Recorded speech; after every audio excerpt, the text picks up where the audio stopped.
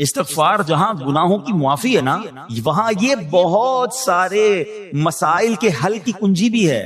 آپ اگر پرابلم میں ہیں، روزی کے مسائل ہیں، اولاد نہیں ہو رہی ہے یا کوئی بھی پرابلم ہے، واقعہ سنیے. حضرت امام حسن بصری رحمۃ اللہ تعالی بہت بڑے بزرگ، ایک شخص آیا آ کر کہتا حضور بارش نہیں ہو رہی ہے، قحط کی پوزیشن آ گئی ہے، بارش نہیں ہو رہی، دعا فرمائیں کہ وظیفہ عطا فرمائیں. آپ نے فرمایا استغفار کرو. وہ چلا گیا.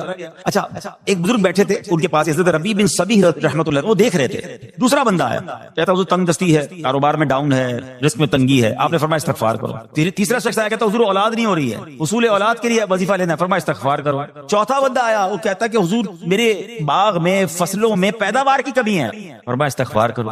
حضرت ربیع بن صبیح کہتے ہیں حضور پہلا بندہ الگ پرابلم لے کر آیا، دوسرا الگ، تیسرا الگ، چوتھا الگ، چاروں کو ایک ہی دوائی، چاروں کو ایک ہی وظیفہ، استغفار استغفار. اے ہائے بڑوں کی بڑی باتیں ہیں. قرآن میں بھی پڑھتا ہوں، قرآن آپ بھی پڑھتے ہیں، مگر دیکھو اللہ والے کیسے پڑھتے ہیں. کیا خوبصورت جواب دیا آپ نے. آپ فرماتے ہیں سورہ نوح پارہ 29 آیت نمبر 10 سے 12 کی آپ نے تلاوت فرمائی. اب ذرا قرآن سنیے گا. بسم اللہ الرحمن الرحیم. استغفروا ربکم انہ کان غفارا یرسل السماء علیکم مدرارا ویمددکم باموال وبنین ویجعل لکم جنات ویجعل لکم انہارا. سبحان اللہ. ذرا سنیے گا، اپنے رب سے معافی مانگو. استغفروا ربکم انہ کان غفارا، بے شک وہ بڑا معاف کرنے والا ہے. اب دے گا عطا، کیا فرمائے گا. یرسل السماء علیکم مدرارا، وہ تم پر موسلا دھار بارش بھیجے گا. ویمددکم باموال وبنین ویجعل لکم جنات ویجعل لکم انہارا، فرمایا اور مالوں اور بیٹوں سے تمہاری مدد فرمائے گا، اور تمہارے لیے باغات بنا دے گا، اور تمہارے لیے نہریں بنائے گا. باغات بھی بڑھ رہے ہیں، اولاد بھی عطا ہو رہی ہے، مال بھی بڑھ رہا ہے، بارش بھی ہو رہی ہے. کس چیز سے؟ استغفار سے. تو استغفار یہ آپ کے بہت سارے پرابلمز کا حل ہے، مسائل کا حل ہے. بس اپنی زبان استغفار سے تر رکھے. اچھا پھر اس میں تھوڑی سی شرمندگی بھی ہے. ایسا نہیں کہ استغفار بھی ہو رہا ہے اور دماغ کہیں اور ہے، مسکرا بھی رہے ہیں، ہنس بھی رہے ہیں اور استغفر اللہ. کسی سے معافی مانگتے ہوئے ہنستا ہے کیا بندہ؟ استغفر اللہ ربی من کل ذنب واتوب الیہ. یا اللہ میں اپنے سارے گناہوں سے تجھ سے معافی مانگ رہا ہوں. بہت سارے استغفار کے سیغے ہیں. استغفر اللہ العظیم من کل ذنب عظیم. اے اللہ میں تجھ سے استغفار کرتا ہوں، وہ رب جو بہت عظیم ہے، اپنے سارے بڑے گناہوں سے میں استغفار کرتا ہوں. الگ الگ سیغوں سے اللہ کی بارگاہ میں استغفار کریں. ہو سکے تو کبھی گناہ یاد آئیں تو آنسو بھی بہ رہے ہوں، مگر یہ استغفار اللہ کو بڑا پسند ہے، معافی رب کو بہت پسند ہے. ابو اللیث سمرقندی رحمۃ اللہ تعالی لکھتے ہیں پچھلی قوموں میں ایک شخص تھا، اس نے بہت گناہ کیے تھے. ایک بار اس نے اپنی پچھلی زندگی کے بارے میں سوچا، گناہوں کے بارے میں غور و فکر کیا تو اسے شرمندگی ہوئی. اس نے نادم و شرمندہ ہو کر 3 مرتبہ کہا اللہم غفرانک اللہم غفرانک اللہم غفرانک. اے اللہ تیری بخشش، اے اللہ تیری بخشش، اے اللہ پاک تیری بخشش. اسی لمحے اس کو موت آ گئی اور اللہ پاک نے اس کی بخشش فرما دی. آئیے ہم بھی پڑھ لیتے اللہم غفرانک اللہم غفرانک اللہم غفرانک. استغفار کرنا، توبہ کرنا، گناہ یاد کر کے شرمندہ ہونا، یہ اللہ کو کتنا پسند ہے. سبحان اللہ. اس کے بارے میں چند برکتیں آپ کو بیان کرتا ہوں. بڑی عظیم برکت یہ ہے کہ اس کی بدولت بندے کا تنگی اور غم دور ہو جاتا ہے. حدیث پاک میں ہے جو ہمیشہ استغفار کرتا رہے اللہ پاک اس کے لیے ہر تنگی سے نکلنے کا راستہ بناتا ہے، ہر فکر و غم سے اسے خلاصی عطا فرماتا ہے. اس کی ایک برکت یہ بھی ہے کہ ایسے بندے کو اللہ پاک غیب سے رزق عطا فرماتا ہے. حدیث پاک میں ہے استغفار کرنے والے کو اللہ وہاں سے رزق عطا فرماتا ہے جہاں اس کا گمان بھی نہیں ہوتا ہے. اتنی مہنگائی ہے، اتنی مشکلیں ہیں، اتنی تنگی ہے، لوگ قرضے میں ہیں، کبھی ادھر جاتے ہو کبھی ادھر جاتے ہو. ارے بھائی سب کے پاس جاتے ہو، رب کے پاس کیوں نہیں جاتے؟ استغفار کرنا شروع کر دو، فرمایا ادھر سے روزی دے گا جہاں تمہارا گمان بھی نہیں جائے گا. اس کی برکت سے اللہ پاک دلوں کے زنگ کو دور فرماتا ہے. آئیے پیارے اسلامی بھائیوں، اللہ کو معافی مانگنا، دل سے پکارنا کتنا پسند ہے. میں آپ کو ایک بہت ہی خوبصورت واقعہ بتاتا ہوں، اور یہ واقعہ ہے حضرت موسیٰ علیہ نبینا علیہ الصلوۃ والسلام کا. اللہ پاک نے حضرت موسیٰ علیہ نبینا علیہ الصلوۃ والسلام نے ایک بار اپنی مناجات میں عرض کیا یا اللہ یا رب. اللہ پاک کی طرف سے جواب آیا لبیک یا موسیٰ. آپ نے عرض کی یا اللہ تو میرا مالک ہے، تو تو خالق ہے، میں تو تیرا بندہ ہوں. ارشاد ہوا مجھے یہ پسند ہے کہ جب مجھے کوئی میرا بندہ یا رب پکارے تو میں اسے لبیک کہہ کر جواب دوں. اللہ فرما رہا ہے حضرت موسیٰ نے عرض کی یا رب کیا یہ ہر مطیع بندے کے لیے ہے؟ کیا ہر نیک آدمی کے لیے ایسا ہے کہ جب تجھے وہ پکارے تو لبیک فرماتا ہے؟ سنو اللہ فرماتا ہے ہاں بلکہ ہر گناہگار بندے کے لیے بھی ہے. تو حضرت موسیٰ نے عرض کی یا اللہ فرما بردار تو تیری اطاعت کرتا ہے، وہ بات تو سمجھ آ رہی ہے، گناہگار پر یہ کرم کس وجہ سے؟ اے ہائے سنو میرے رب کیسا کریم ہے. فرماتا ہے اے موسیٰ اگر میں بھلائی کرنے والے کو اس کی بھلائی کا بدلہ دوں اور برائی کرنے والے پر اس کی برائی کی وجہ سے احسان نہ کروں تو میرا جود و کرم کہاں جائے گا؟ اللہ فرماتا ہے میرا پھر کرم میری رحمت کس لیے ہے؟ برائی کرنے والا بھی گناہ کرنے والا بھی مجھے پکارتا ہے، میں اسے بھی لبیک کہہ کر جواب دیتا ہوں. حضرت موسیٰ علیہ نبینا علیہ الصلوۃ والسلام کو ایک بار وحی نازل ہوئی کہ اے موسیٰ فلاں علاقے میں جاؤ، ہمارا ایک نیک بندہ اس کا انتقال ہو گیا ہے، جا کے اس کو غسل دو، اس کو کفن دو اور اس کا جنازہ پڑھو. حضرت موسیٰ وہاں پہنچ گئے اور جب وہاں جا کر آپ نے لوگوں سے کہا کہ مجھے فلاں بندے کے پاس لے جاؤ جس کا انتقال ہوا ہے، مجھے غسل دینا ہے، کفن پڑھنا ہے، جنازہ پڑھنا ہے. لوگوں نے کہا حضرت یہ تو زمانے کا گناہگار، بڑا بےہودہ، بڑا بدکار شخص تھا، آپ تو رب کا حکم تھا، آپ نے غسل بھی دیا، کفن بھی پہنایا، جنازہ بھی پڑھا، پھر رب کی بارگاہ میں عرض کی مولا بندے تو یہ کہہ رہے ہیں یہ تو بہت برا آدمی تھا، تو نے مجھے بھیجا اور فرمایا تیرا پیارا بندہ، میں نے جنازہ بھی پڑھ دیا، غسل اور کفن بھی دیا. اب ذرا آپ سوچیں کہ کسی کا جنازہ حضرت موسیٰ پڑھ دیں، اس کی تو بخشش کا تو کوئی مسئلہ ہی کوئی نہیں نا، وہ تو اللہ کے نبی جس کا جنازہ پڑھے غسل دے تو یا اللہ تو نے ایسا انتظام فرما دیا. رب کریم کی طرف سے پتہ ہے کیا جواب آتا ہے؟ اللہ فرماتا ہے اے موسیٰ بندے سچ کہتے ہیں، یہ بندہ واقعی بڑا گناہگار تھا. جو علاقے والے شہر کے لوگ کہہ رہے ہیں نا ٹھیک کہہ رہے ہیں، یہ بندہ تھا ہی ایسا. کہ اللہ جب اتنا گناہگار اتنی بڑی مہربانی کس وجہ سے؟ ارشاد ہوا اے موسیٰ اس بندے نے مرنے سے پہلے مجھ سے 5 کلمات کے ذریعے بات کی، مناجات کی، مجھے پکارا، 5 سینٹنس تھے، 5 کلمے تھے، اور اے موسیٰ اس کی وجہ سے میں نے اس کی مغفرت فرما دی. حضرت موسیٰ کہتے ہیں یا اللہ وہ 5 کلمے تو بتا دے، وہ 5 کیسے جملے تھے کہ علاقے میں سب سے مشہور بدکار اور اس کا انتقال ہو تو رب مغفرت بھی فرمائے اور اپنے نبی کو فرمائے جا کے جنازہ پڑھو.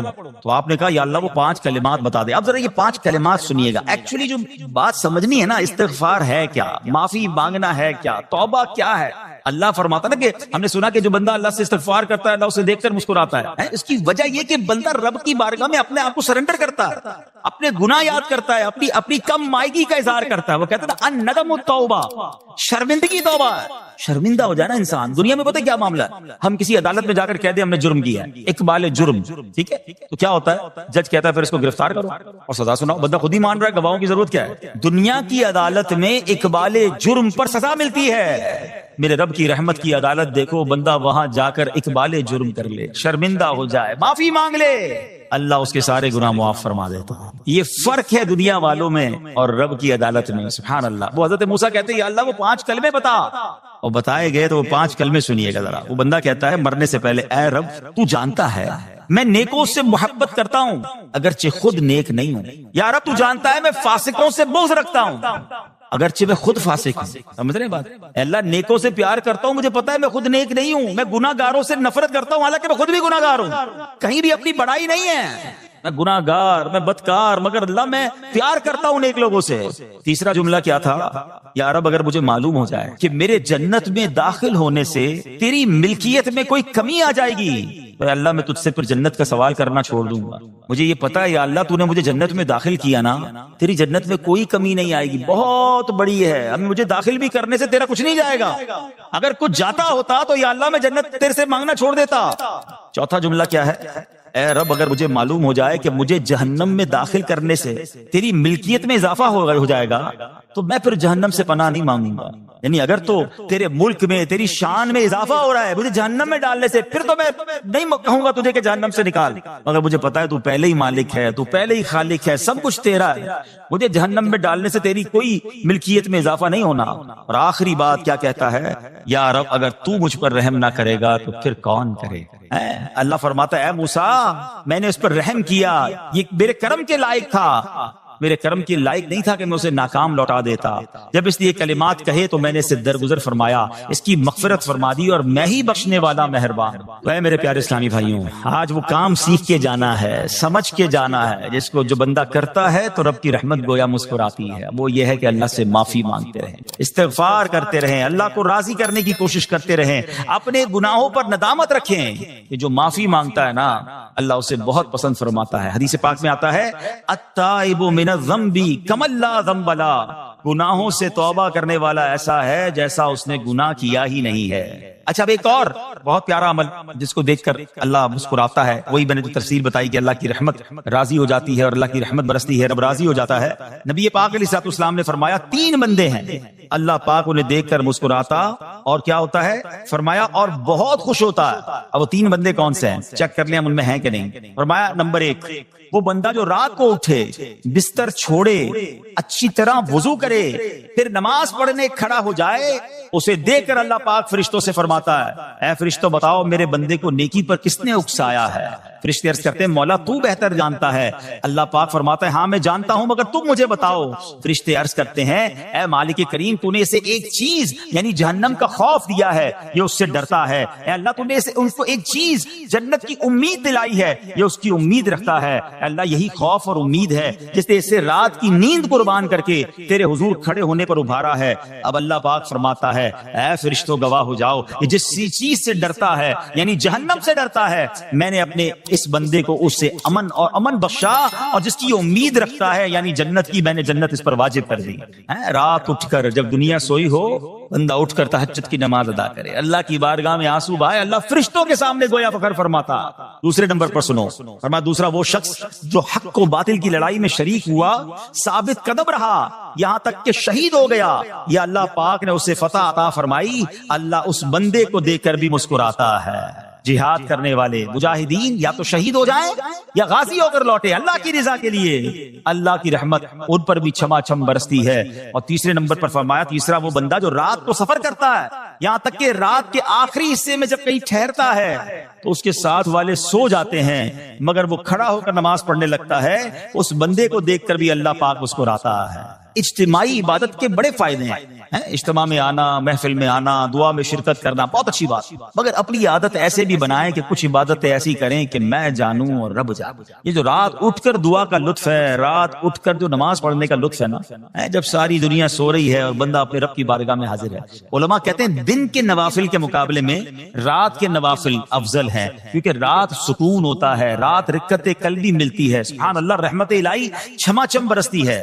ہمیں کیا کرنا ہے کہ رات تہجد کی نماز کی عادت ڈالے۔ رمضان میں بن گئی تھی نا، سحری کے لیے اٹھتے تھے تو لوگ تہجد پڑھتے تھے، اللہ کرے کہ یہ عادت بن جائے، کبھی کبھی اگر ہر روز نہیں ہو سکتا کم از کم کبھی کبھی کریں۔ اچھا اگر ایسی کوئی عبادت ہو بھی جائے نا پھر سب کو بتائیں نا کہ رات اٹھا تھا تو جناب دعائیں بھی کی تو آنسو بھی بہائے، نہیں کبھی کبھی ایسا کیا کرو کہ میں جانوں اور رب جانے، اللہ سے باتیں کیا کرو۔ میں آپ کو صحیح بتاؤں، آپ مجھے ایک بات بتائیں، یہ تو آپ نے سن بھی لیا کہ اللہ کی رحمت کس قدر برستی ہے اس پر، زندگی میں بھی جب کبھی ہم پریشان ہوں اور رات نیند نہ آئے، کبھی کبھی ایسا ہوتا ہے پریشانی میں نیند نہیں آتی، کروٹیں بدل رہا ہوتا ہے انسان، اور اس کروٹ بدلتے بدلتے میں آپ کی جب والدہ حیات ہوگی یا ماشاءاللہ جن کے پاس ماں موجود ہے، ماں جیسی ہستی کہاں ملتی ہے پھر۔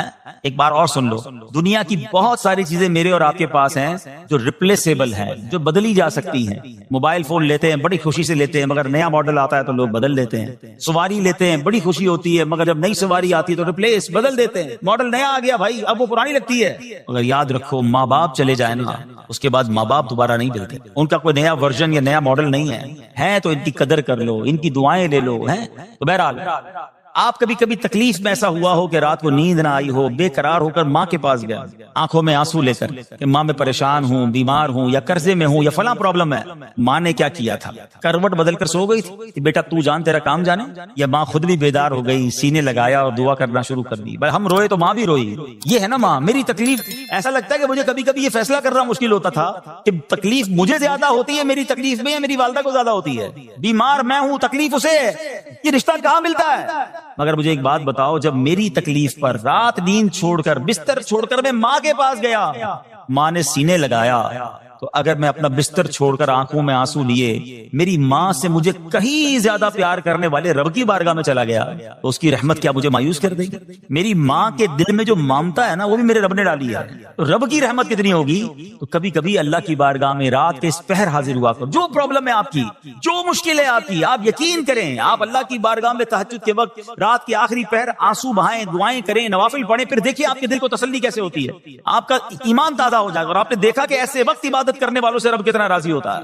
اللہ کرے یہ بات ہمیں سمجھ آ جائے۔ اسی طرح عظیم صحابی حضرت عبداللہ ابن مسعود رضی اللہ عنہ سے روایت ہے، پیارے آقا مکی مدنی مصطفیٰ صلی اللہ تعالی علیہ وسلم نے فرمایا ایک بندہ رات کو اٹھتا ہے، اچھی طرح وضو کرتا ہے، پھر اللہ پاک کی حمد کرتا ہے، اس کی بزرگی بولتا ہے، اپنے نبی علیہ الصلوۃ والسلام پر درود پڑھتا ہے، قرآن کھول کر پڑھنا شروع کر دیتا ہے، یہ وہ بندہ ہے جسے دیکھ کر اللہ پاک مسکراتا ہے اور فرماتا ہے دیکھو میرا بندہ عبادت کر رہا ہے جبکہ اسے میرے سوا کوئی نہیں دیکھ رہا ہے۔ اللہ، یہ کاش ہمیں عادت مل جائے کہ ہم اکیلے میں عبادت کریں، انفرادی عبادت کریں، میں جانوں میرا رب جانے، کبھی تلاوت کریں، کبھی درود پڑھیں، کبھی دعائیں کریں، کبھی آنسو بہائیں، سبحان اللہ، اس کا مزہ ہی اور ہے۔ ہاں کبھی ایسا ہونا چاہیے، ہم محفل میں عشق رسول کے عالم میں رو بھی پڑھتے ہیں، مدینے کی یاد ہو، نعت شروع ہو تو ہماری آنکھوں میں آنسو آ جاتے ہیں، یہ بھی اچھی بات ہے، مگر کبھی کبھی رات ایسی بھی ہونی چاہیے کہ دل میں ہو یاد تیری گوشئے تنہائی ہو، دل میں ہو یاد تیری گوشئے تنہائی ہو،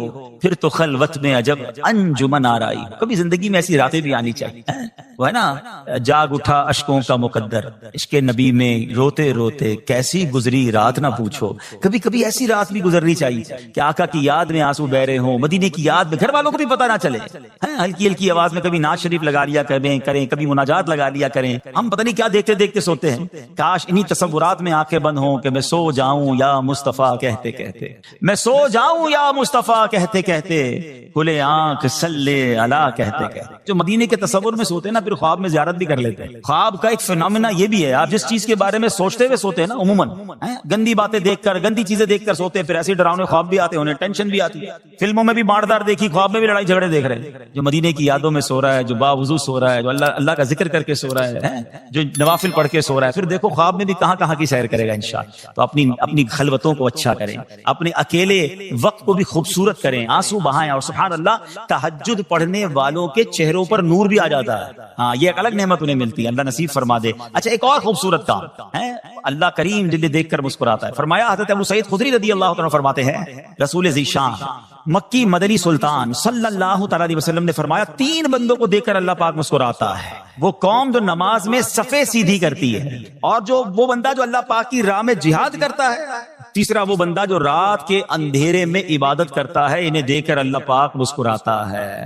جہاد والی بات اور رات والی عبادت کی بات تو ہو گئی، اب اس میں نئی بات سیکھنے کو میری صفیں درست کرنے والی۔ اب روز نماز پڑھ رہے ہیں، صفیں درست نہیں کر رہے ہوتے، امام صاحب کہہ کے تھک جاتے ہیں، کاندھے سے کاندھا ملائیں، صفوں کو سیدھا کریں، صفوں کو سیدھا کرنے والوں کو دیکھ کر رب کی رحمت مسکراتی ہے، رحمت برستی ہے۔ اب یہ کتنا آسان کام ہے، مگر اس کی طرف بھی توجہ نہیں ہوتی ہے۔ یاد رکھیے کہ صفیں سیدھی کرنا یہ بڑی نیکی ہے، اور اللہ کرے کہ ہم اس پر عمل کرنے والے بنے، اور صفیں درست نہ کرنا ترک واجب، ناجائز اور گناہ ہے۔ سیدھی صفیں نہیں کرتے، نہیں ناجائز کرتے ہیں، گناہ کرتے ہیں۔ صف درست نہ کرنے سے نماز ناقص رہ جاتی ہے، اور یہ بعض اوقات لوگ کہتے ہیں یار ہمیں نماز میں وسوسے بہت آتے ہیں، تو روایتوں میں آتا ہے صف درست نہ کرنا نماز میں وسوسے آنے کا سبب ہے۔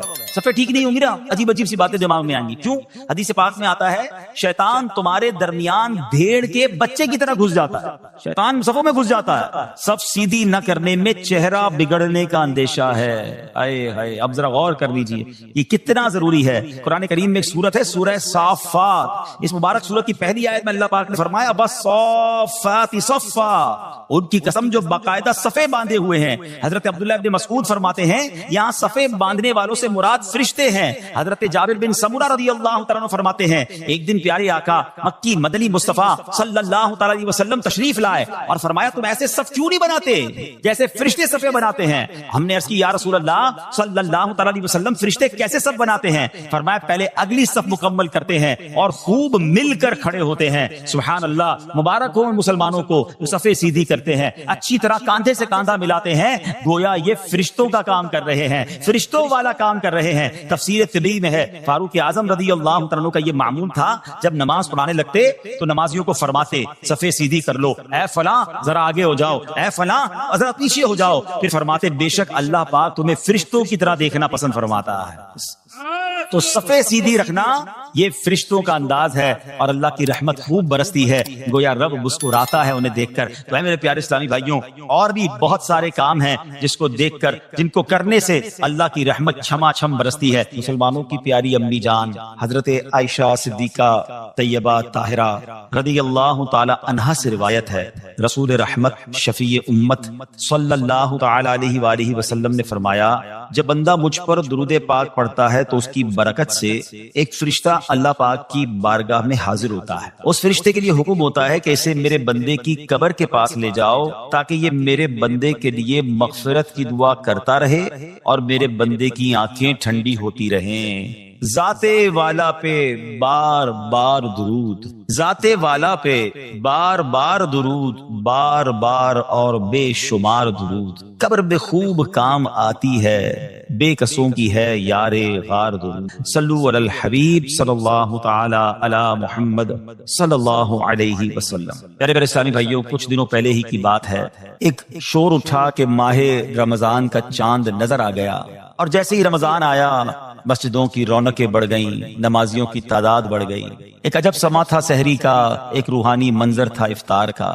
نوجوان، بوڑھے، بچے، اسلامی بہنیں سبھی عبادت میں مشغول ہو گئیں. دیکھتے ہی دیکھتے عشرہ رحمت گیا، عشرہ مغفرت آیا، وہ بھی جدا ہوا. ہمیں لگا کہ ہم عشرہ رحمت اور عشرہ مغفرت میں ویسی عبادت نہیں کر سکے، اب آخری عشرے میں خوب عبادت کر لیں گے. تاک راتیں بھی ہیں، مگر غفلت میں وہ آخری عشرہ بھی گزار دیا. رمضان ہمیں تڑپا کر، بہاریں لٹا کر، برکتیں عطا کر کے ہم سے اب جدا ہو چکا ہے. اب رمضان یقیناً اگلے سال بھی آئے گا، مگر یہ نہیں پتا کہ ہم اس رمضان میں ہوں گے یا نہیں ہوں گے. ہمیں یہ بھی نہیں معلوم ہماری مغفرت ہوئی کہ نہیں. ہم رب کریم سے دعا کرتے ہیں کہ اللہ، جن لوگوں نے تجھے راضی کیا ان کا واسطہ ہم سے راضی ہو جا.